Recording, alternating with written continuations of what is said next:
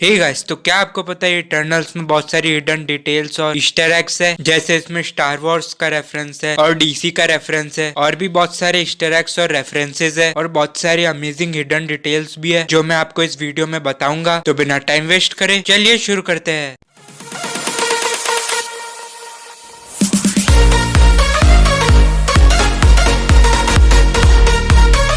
तो सबसे पहला रेफरेंस है इटर्नल्स की शिप से, क्योंकि इटर्नल्स की शिप का नाम होता है डोमो और कॉमिक्स में डोमो एक इटर्नल होता है। तो हाँ, एमसीयू वालों ने यहाँ पर एक इटर्नल को एक स्पेस शिप बना दिया है, जो कि बहुत ही अजीब है क्योंकि एमसीयू वाले इसे एज ए कैरेक्टर इंट्रोड्यूस कर सकते थे, लेकिन अब जैसी एमसीयू की मर्जी। और क्या आपको पता है इटर्नल्स के बहुत सारे कैरेक्टर्स बहुत सारी माइथोलॉजी के गॉड्स पर बेस्ड है। जैसे मक्कारी बेस्ड है मर्क्यूरी पर, जो कि रोमन माइथोलॉजी में होती है। इकरिस बेस्ड है इकैरिस पर, जो कि ग्रीक माइथोलॉजी में होता है। सर्सी बेस्ड है सर्स पर, जो कि ग्रीक मैथोलॉजी में होती है। थेना बेस्ड है एथना पर, जो कि ग्रीक मैथोलॉजी में होती है। अजैक बेस्ड होती है अजैक्स पर, जो कि ग्रीक मैथोलॉजी में होती है। गिलगामेश बेस्ड होता है गिलगामेश पर, जो कि सुमेरियन मैथोलॉजी में होता है। क्रो बेस्ड होता है क्रोनस पर, जो कि ग्रीक मैथोलॉजी में होता है। फेस्टोस बेस्ड होता है हिपेस्टस पर, जो कि ग्रीक मैथोलॉजी में होता है। किंगो बेस्ड होता है किंगू पर, जो कि बाबिलोनियन मैथोलॉजी में होता है। और ये जो भी मैंने सारे रेफरेंसेस दिए वो सारे गॉड या गॉडेस है। और मूवी में ड्रुइग को अच्छा दिखाया गया है, लेकिन कॉमिक्स में वो ऐसा नहीं होता है। और कॉमिक्स में तो वो एक विलन टाइप का बंदा होता है जो कि लगा रहता है कब उसे प्राइम इटर्नल बनने का मौका मिलेगा और कुछ ना कुछ कांड करता ही रहता है। और डेन की बर्थडे पार्टी पर हम देखते भी है कि सर्सी उसको एक रिंग देती है जो कि बहुत पुरानी होती है और उस पर रेवन का एम्बलम भी बना होता है। और कॉमिक्स में ऐसे ही एम्बलम ब्लैक नाइट अपने चेस्ट पर पहनता है। और इटर्नल्स का पोस्ट क्रेडिट सीन देखने के बाद हमको पता चल ही गया है कि डेन विटमैन आगे जाकर ब्लैक नाइट बनेगा। और उस पोस्ट क्रेडिट सीन का मैंने ब्रेकडाउन भी करा है, अगर आपने देखा नहीं है तो जाकर देख सकते हो, लिंक ऊपर फ्लैश हो रही होगी। और कॉमिक्स में ब्लैक नाइट एक एवेंजर भी होता है और मूवी में डेन विटमैन के अंकल का भी मेंशन किया गया है। तो मैं आपको बता दूं कि कॉमिक्स में डेन विटमैन के अंकल नेथन गैरेट होते हैं, जो कि एक विलन होते हैं कॉमिक्स में, और वो शायद हमें आगे मूवीज में भी देखने को मिले। और मूवी में एक सीन भी था सर्सी का, जैसा आप स्क्रीन पर देख सकते हैं।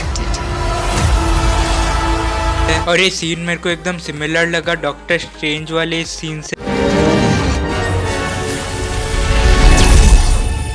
और मूवी में हमने डॉक्टर स्ट्रेंज का रेफरेंस भी देखा था, जहाँ पर डेन विटमैन डॉक्टर स्ट्रेंज का नाम लेता है। और मूवी में एक सीन में इकरिस और डेन विटमैन एक साथ थे, जो कि हमें गेम ऑफ थ्रोन्स की याद दिलाता है, क्योंकि जैसा हमें पता ही है ये दोनों गेम ऑफ थ्रोन्स में एक साथ थे, जॉन स्नो और रॉब स्टार्क के नाम से। और गेम ऑफ थ्रोन्स में हमने जब इनको लास्ट बार साथ में देखा था तो Jon Snow night watch join करने जा रहा था, जिसके बाद रॉब कहता है Next time I see you, you'll be all in black. Dan Whitman आगे जाकर ब्लैक नाइट बनेगा। और उसके बाद फाइनली हमें ये दोनों इस मूवी में साथ में देखने को मिल ही गए। और ये मूवी नील गैमिन के 2006 की इटर्नल कॉमिक से भी इंस्पायर्ड है, क्योंकि उसमें भी सारे इटर्नल्स की मेमोरी वापस आती है और वो वापस एक दूसरे को ढूंढते हैं और रीयूनाइट हो जाते हैं। और इस मूवी में हमको बाबिलियन का स्टार गेट भी देखने को मिला, जो कि अभी एक बर्लिन के म्यूजियम में है। और मूवी में हम एक सीन भी देखते हैं जहाँ पर बहुत सारी न्यूक्लियर बॉम्बिंग के कारण बहुत कुछ डिस्ट्रॉय हो जाता है और फेस्टस रिग्रेट करता है कि उसने ह्यूमन को इवॉल्व क्यों किया और टेक्नोलॉजी को क्यों इवॉल्व किया, क्योंकि ये बहुत सारा डिस्ट्रक्शन हो गया। तो मैं आपको बता दूं, इसी से रिलेटेड असली में भी एक साइंटिस्ट थे जे रॉबर्ट ओपेनहायर, जिनकी रिसर्च की वजह से एटम बॉम्ब बना। और उनके लास्ट के ईयर्स में उनको भी रिग्रेट हुआ कि उनने ये क्यों बनाया, क्योंकि इसकी वजह से बहुत ज्यादा डिस्ट्रक्शन हुआ। और फास्टोस इक्रिस और सर्सी को आइजैक और सिल्विया कहकर बुलाता है, जो कि रेफरेंस है उनके कॉमिक बुक नेम्स का। और हमने मूवी में टेबल पर एक स्टार वॉर्स की बुक भी देखी थी, जो कि एक स्टार वॉर्स का रेफरेंस है। और थेना बाकी सारे इटर्नल्स पर हमला भी करती है, क्योंकि उसके पास उसकी पास्ट मेमोरीज होती है, तो उसको पता होता है कि सेलेस्टियल का प्लान कितना बुरा है। और बाकी सारे इटर्नल्स सेलेस्टियल का प्लान फॉलो कर रहे थे, इसलिए थेना उनके खिलाफ हो जाती है और हमला करती है। और कॉमिक्स में भी थेना इटर्नल्स के खिलाफ हो जाती है, लेकिन वहाँ पर चक्कर कुछ अलग होता है। कॉमिक्स में थेना इसलिए खिलाफ हो जाती है इटर्नल्स के, क्योंकि वो डेविएंट्स के लीडर क्रो से प्यार करती थी। तो मतलब यहाँ पर तो कुछ प्यार का चक्कर है। ससुरे प्यार भी बड़ी कुत्ती चीज है। और हम देखते हुए कि किंगो कैप्टन अमेरिका का बहुत बड़ा फैन है, क्योंकि जहाँ पर वो शूटिंग कर रहा होता है वहाँ पर भी पीछे 2 शील्ड है। और बाद में हम किंगो के प्राइवेट जेट में भी कैप्टन अमेरिका की शील्ड देखते हैं, जो बताता है कि किंगो कैप्टन अमेरिका का फैन है। और हम इटर्नल्स में डीसी के भी रेफरेंसेस देखते हैं, जैसे सबसे पहले गिलगामेश किंगो और करुण को बैटमैन और एल्फ्रेड से कंपेयर करता है। और बाद में फेस्टोस का बेटा जैक इकरिस को सुपरमैन कह के बुलाता है। और इस मूवी में जो सेलेस्टियल टियामुट होता है उसको कॉमिक्स में टियामुट द द ड्रीमिंग सेलेस्टियल कहते हैं, और वो कॉमिक्स में बाकी सारे सेलेस्टियल के खिलाफ जाता है। इसलिए उसको सजा देने के लिए बाकी सारे सेलेस्टियल उसको अर्थ के अंदर स्लीप के लिए भेज देते हैं। इसलिए उसका नाम हो जाता है टियामुट द ड्रीमिंग सेलेस्टियल। और जिस तरह डेविएंट इटर्नल्स की पावर अपने अंदर ले रहा था एक सीन में, वो एकदम सेम लग रहा था जैक कर्बी की इटर्नल्स कॉमिक्स से। तो ये सारे वो ईस्टर एग्स, रेफरेंसेस और हिडन डिटेल्स थी जो मेरे को पता थी और मैंने आपको बता दी। और अगर आपको भी कोई अलग डिटेल पता हो तो कमेंट में जरूर बताना। तो इसी के साथ इस वीडियो को यही एंड करते हैं, और आगे की ऑसम वीडियोस मिस नहीं करना चाहते तो चैनल को सब्सक्राइब भी कर देना। वीडियो अच्छा लगा हो तो लाइक करना और अपने दोस्तों के साथ शेयर भी करना। तो मैं मिलता हूँ आपको अगली वीडियो में, तब तक के लिए बाय बाय।